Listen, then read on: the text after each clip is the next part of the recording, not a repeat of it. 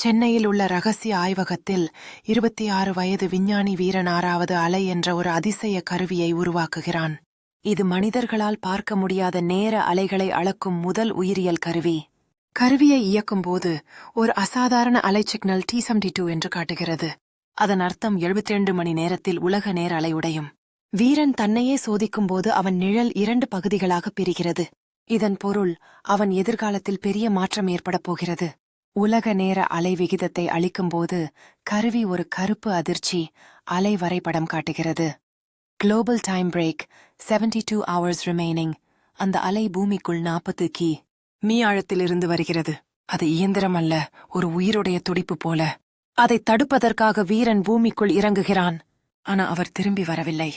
கருவியின் கடைசி பதிவு வேவ் ஷிஃப்டட். வீரன் லாஸ்ட். இன்று வரை அந்த துடிப்பு என்ன, வீரன் உயிரோடு இருக்கிறானா, நேர அலை ஏன் உடைய போனது எல்லாம் மர்மமாகவே உள்ளது.